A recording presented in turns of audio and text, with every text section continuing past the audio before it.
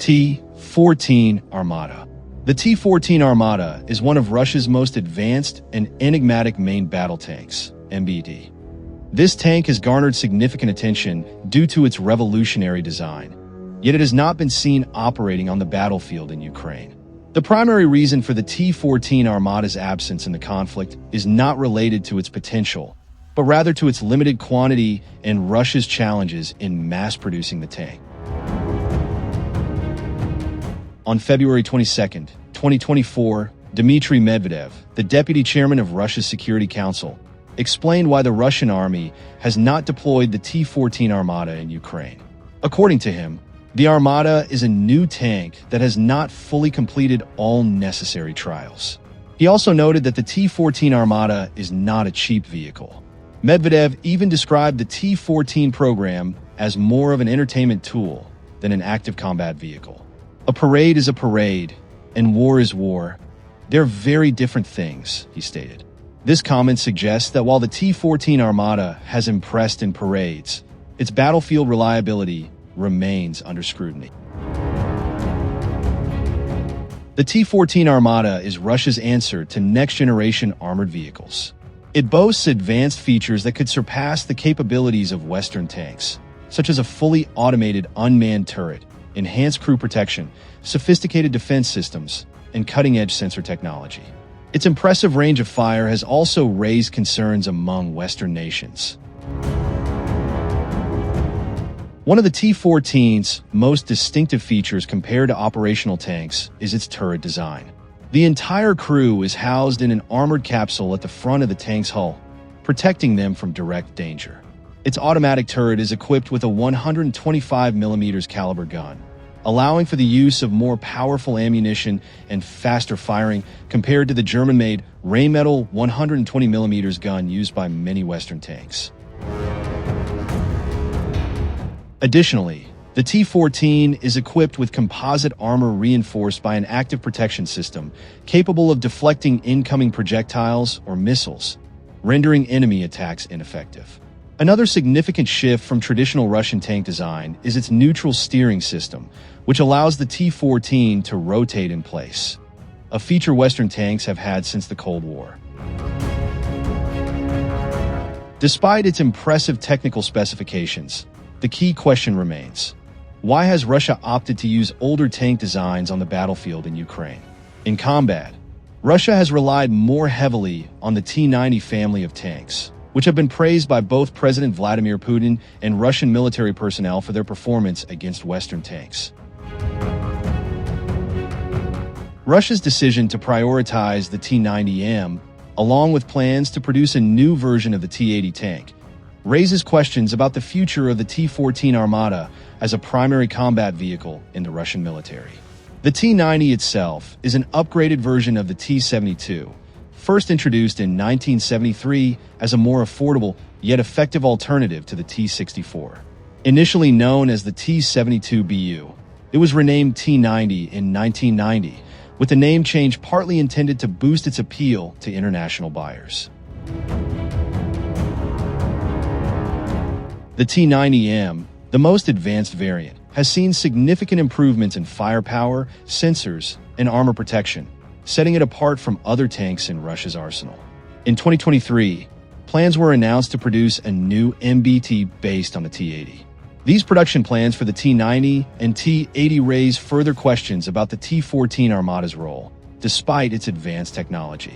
Although the T-14 has not yet been deployed in Ukraine, its cutting-edge features cannot be overlooked. The T-14 Armata design brings significant changes in tank technology, focusing on crew protection through the use of a separate capsule from the turret.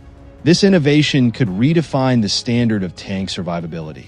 On paper, the T-14 looks very impressive, with advanced active and passive defense systems. However, when it was introduced at the 2015 military parade, it became evident that the tank had several issues, including problems with the gearbox, engine, and cooling system. Despite its excellent weaponry and sensors, if there are engine problems, the tank becomes ineffective. Russia appears to have decided not to pursue mass production of the T-14 Armata for now, The initial plan was to acquire 2,200 units between 2015 and 2020, but this number was reduced to only 100 units, with deliveries starting in 2022.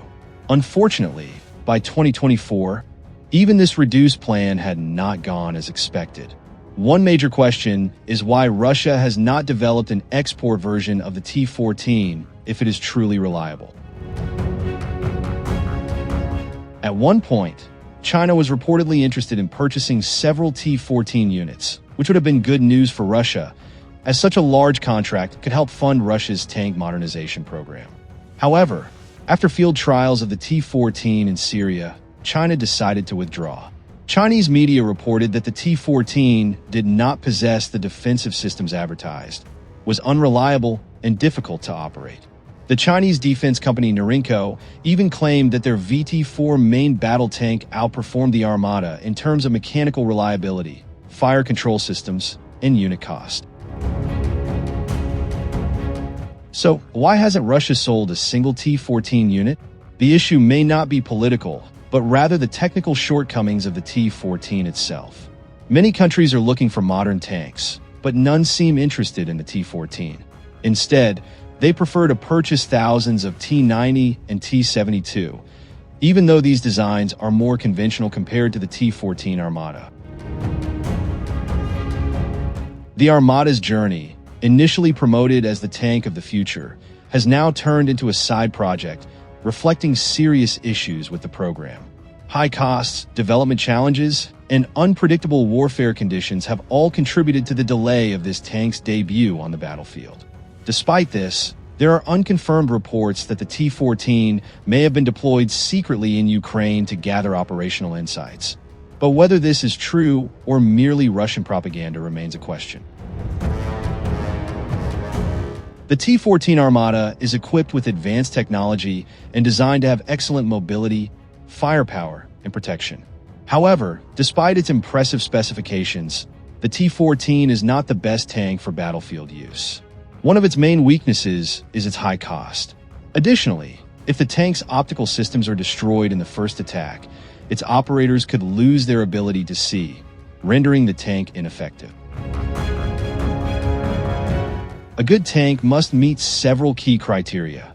It must be affordable, easy to maintain, and remain effective even after sustaining damage in battle.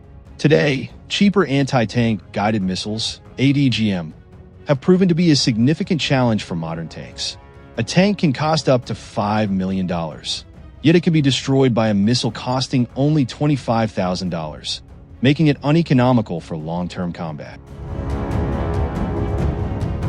In the last 1 or 2 decades, modern tanks like the T-90, Leopard 2, M1 Abrams, Merkava, and Leclerc have suffered damage or been destroyed on battlefields such as Syria, Yemen, and Lebanon. Nevertheless, tanks still play a crucial role on the battlefield.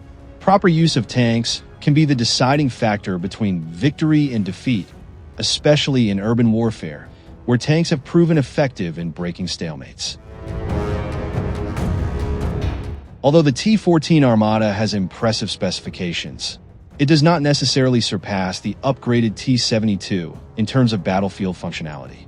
Russia could save costs by upgrading the T-72 rather than buying hundreds or thousands of expensive T-14 Armata, especially if the T-14 can be easily destroyed by ATGM. Thus, it's no surprise that many refer to the T-14 Armata as a parade tank, better suited for display than for effective use in battle.